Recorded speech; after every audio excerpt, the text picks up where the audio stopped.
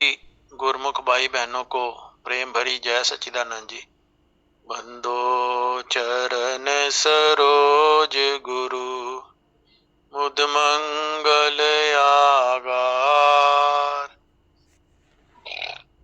जय सेवत नर होत हैं भव सागर से पार। गुरु जी के सिमरन मात्र से नाशत विघ्न अनंत। ताते सर्व आरंभ में ध्यावत है सब संत। ताते सर्व आरंभ में ध्यावत है सब संत। बोलो जयकारा बोल मेरे श्री गुरु महाराज की जय। परम पिता परमात्मा ने हम सबको एक ऐसी शक्ति दी है जिसे हम इच्छा शक्ति कह सकते हैं। इस संसार में जितनी भी हमारी इच्छाएं होती हैं उसको पूरी करने के लिए हम तन मन से जुट जाते हैं और उन सभी जो हमारी कामनाएं इच्छाएं होती हैं उनकी पूर्ति के लिए अपनी शक्ति का सारा प्रवाह उस ओर लगा के उस वस्तु की जो चाह होती है उसे पूरा करते हैं।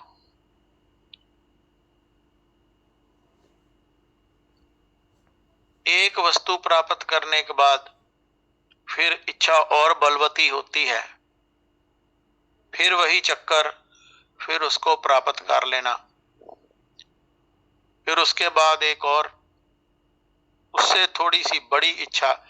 ऐसे ही ये चक्र चलता रहता है। चाहे संसार हो या परमार्थ हो, परमार्थ में भी इच्छा तो हमारी हर समय रहती है। कभी सदगुरु देव के दरबार की सेवा की इच्छा, सदगुरु देव के दर्शनों की लालसा, उनका समीप्य प्राप्त करना, उनका सानिध्य प्राप्त करना, उनके चरणों में बैठकर समय को व्यतीत करना, ये हमारी अंतर्मन की इच्छा होती है। संत महापुरुष इन दोनों इच्छाओं को जातीय और सजातीय वर्ण में भेद करते हैं। उसका उदाहरण ऐसे है कि अगर एक लोहे का चौकोर टुकड़ा हो, उसे भट्टी में गर्म किया जाए तो थोड़ी देर के पश्चात जितने भी अग्नि के गुण होते हैं उस लोहे के टुकड़े में आ जाएंगे। वो अग्नि का रूप ही लगने लगेगा। जितना जैसे हम आग में कुछ डालें या उससे छू जाए तो वो जल जाता है, ऐसा ही गुण उस लोहे के टुकड़े में भी आ जाएगा। लेकिन अगर वही लोहे के टुकड़े को चुंबक का सानिध्य प्राप्त हो जाए तो वो अग्नि को छोड़कर उसकी तरफ दौड़कर चिपट जाएगा। यह उसका सजातीय गुण है।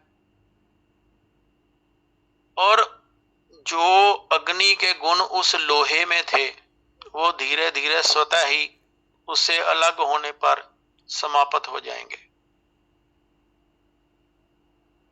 इसी प्रकार जैसे लोहे का चुंबक की तरफ खींचना, वैसे ही हम संसार में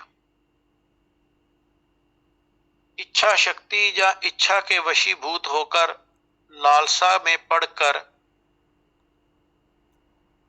जब सांसारिक वस्तुओं को प्राप्त करते हैं तो जैसे उस लोहे के टुकड़े पे अग्नि वाले गुण आ जाते हैं, उसी प्रकार हमारे अंतर मन के चारों ओर संसारिक गुण या अवगुण कहें या गुण कहें, वो समाहित हो जाते हैं।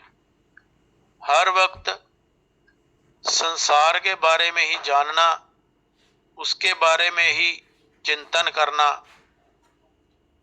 जितना लाभ ले सकें संसारिक वस्तुओं का उसकी कामना करना।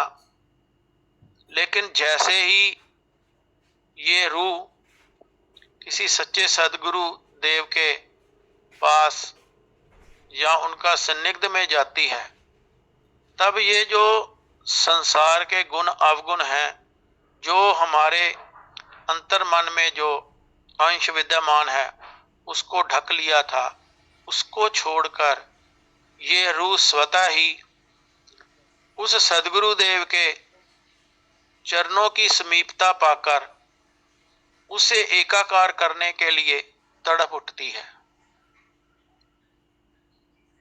इसी चीज को, इसी सजातीय गुण को हमने जानना है।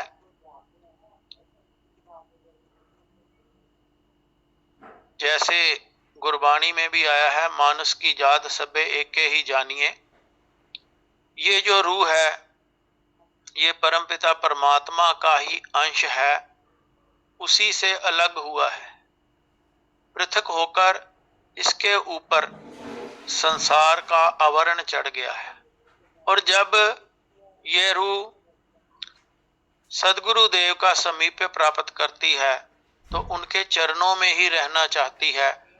वहां पर जो सुख की अनुभूति होती है, वैसा सुख संसार में अपनी इच्छाओं को पूरा करते हुए क्षणिक मिलता है, लेकिन वो बहुत जल्द ही खत्म हो जाता है और उसके बाद दूसरी चाह उत्पन्न हो जाती है।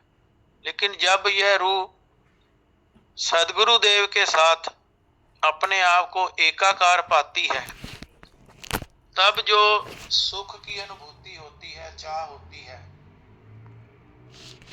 वो वहां पर बढ़ती ही रहती है, वो समाप्त नहीं होती। आप सभी ने ये कई बार अनुभव किया होगा कि जब भी हम श्री दरबार में जाते हैं, वहां पर सेवा करते हैं, सदगुरु देव का दर्शन दीदार करते हैं, तो कभी भी थकते नहीं और एक अलग तरह के आनंद की अनुभूति होती है। और वहां पर जब सदगुरु देव का दीदार करते हैं तो ये चाहते हैं कि ये समय थम जाए और ऐसे ही हम अपने सदगुरु देव के चरणों में बैठकर उनका सुंदर दर्शन दीदार करते रहें। ये बात बिल्कुल सत्य है कि सदगुरु के दर्शन दीदार से, उनके सन्निग्ध में बैठकर, उनके चरणों में बैठकर इतनी ज्यादा पॉजिटिव एनर्जी हम महसूस करते हैं। हमारे भीतर एक प्रकाश की अनुभूति होने लगती है। ये तो केवल सदगुरु देव के दर्शन मात्र का प्रभाव है, लेकिन सदगुरु देव हमसे ये कामना करते हैं कि हम इससे भी बढ़कर सदगुरु देव के बताए हुए मार्ग पर चलकर उस स्थान को, उस पद को प्राप्त करें जिसके हम असली हकदार हैं, और उसी तरफ हम कोशिश करते रहें। यही सदगुरु देव हमसे कामना करते हैं कि जितने भी गुरुमुख नाम दान की दीक्षा लेते हैं वो नाम की कमाई करें और उनके बताए हुए मार्ग पर चलते हुए अपने जीवन के लक्ष्य को अपने सजातीय गुण को जानकर परमपिता परमात्मा से, सदगुरु देव की असीम कृपा से उस परमपिता परमात्मा से एकाकार हो और इस जीवन में सदगुरु देव के आशीर्वाद से हम वो स्थान अर्जित कर लें जिसके लिए हमें ये जीवन मिला है। और सदगुरु देव की प्रसन्नता भी इसी में ही है। जैसे एक शिक्षक तब वो अत्यंत प्रसन्न होता है जब उसके पढ़ाए हुए बच्चे ऊंचे पदों पर आसीन हो जाते हैं या जिले में, क्षेत्र में प्रथम आते हैं। ऐसे ही सदगुरु देव चाहते हैं कि उनके शिष्य, उनके गुरुमुख उस पद को प्राप्त करें जहां पर जाकर फिर इस जीवन चक्र के आवागमन से मुक्त हो जाएं। तो हमें सदगुरु देव की प्रसन्नता को प्राप्त करना है और उनकी प्रसन्नता को प्राप्त करते हुए अपने जीवन के लक्ष्य को प्राप्त करना है।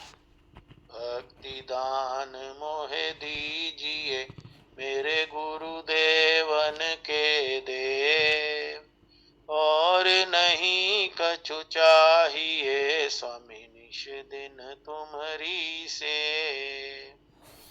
भक्ति दान मोहे दीजिए मेरे गुरुदेवन के दे, और नहीं कछु चाहिए स्वामी निश दिन तुम्हारी से। भक्ति दान मोहे दीजिए मेरे गुरुदेवन के दे, और नहीं कछु चाहिए स्वामी निश दिन तुम्हारी से। बोलो जयकारा बोल मेरे श्री गुरु महाराज की जय।